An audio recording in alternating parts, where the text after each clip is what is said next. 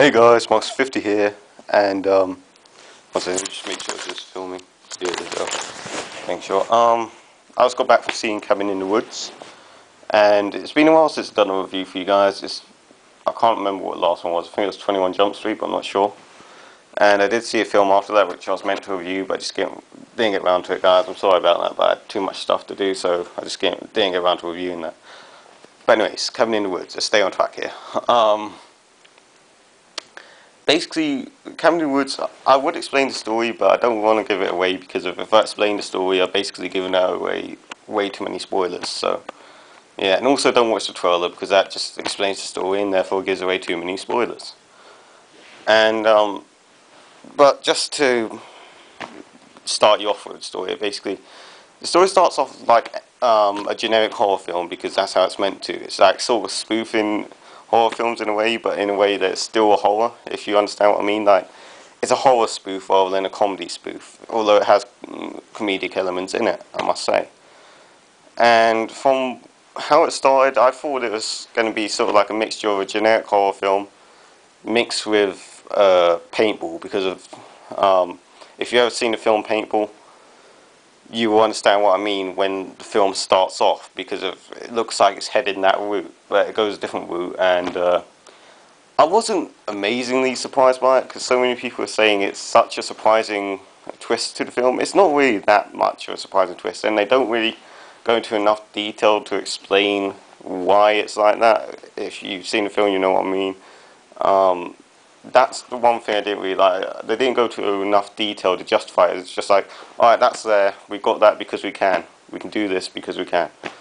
They didn't explain where, without spoiling too much, the things come from. And that part I thought was a bit lazy, and then just having them there saying, okay, we've got them. We're not going to explain where we got them from, and we're not going to explain why they exist, but they're there.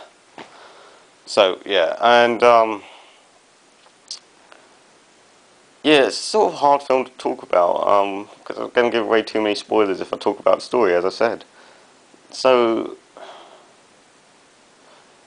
yeah, but I mean, the storyline, I'd probably give it say a 9 out of 10 because of the direction it takes right towards the end, because it's going smoothly, and you're saying, alright, I'm enjoying this, and the twist wasn't as epic as people are making out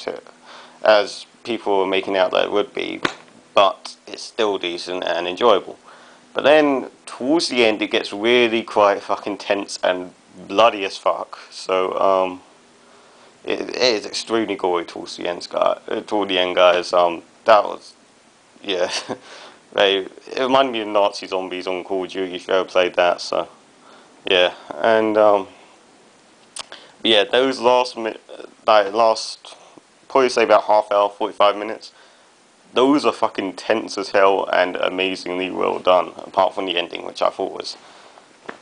I didn't really have a problem with the ending, I just didn't think it was satisfactory, if you know what I mean. I mean, it was not a bad ending, it made sense, and, well, sort of made sense, and seemed to suit the film well. It's just, I was a little disappointed with it. I thought they could have ended it in a different way, but it's good enough. I'm not going to complain about it because it wasn't a bad ending.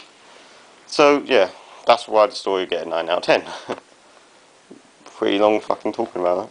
But anyways, and next up, the characters. Now, the characters, there's 4 characters, and they're actually really well reformed, really, because they're meant to be playing generic characters you see in like any random film, apart from Stoner, I'd say, because of he's sort of unique.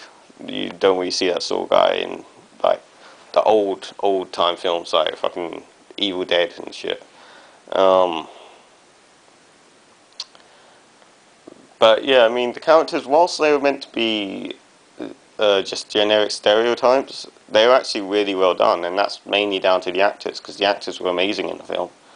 All of them. There wasn't like one actor or actress, which I'd say, yeah, I mean, was it?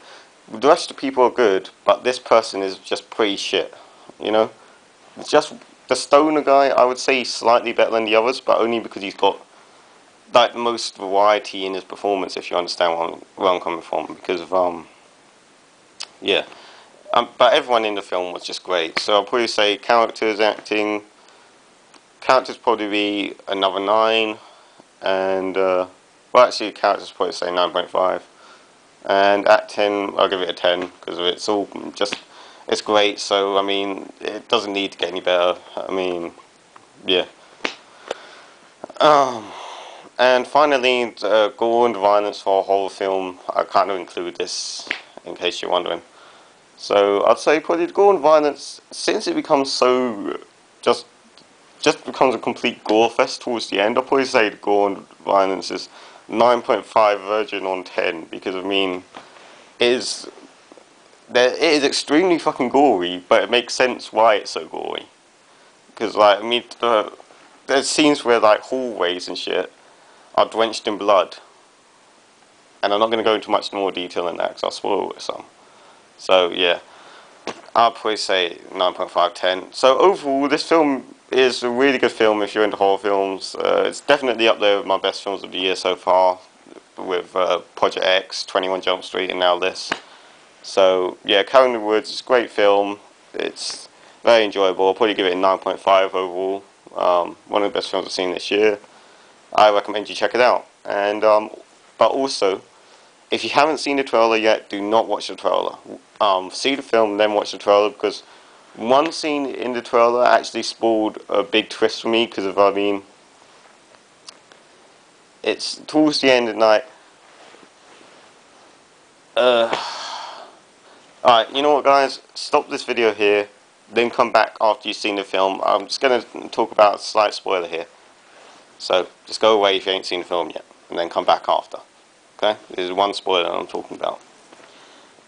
When the stoner basically it's implied that he's dead, and then he comes back, and then it's meant to be, oh great, a new twist, shock thing. I didn't really find it to be a twist, because in the trailer I saw the guy later on when he's going down in that lift to meet, well not meet, but to where they're actually doing these, where they actually hold all the monsters and shit.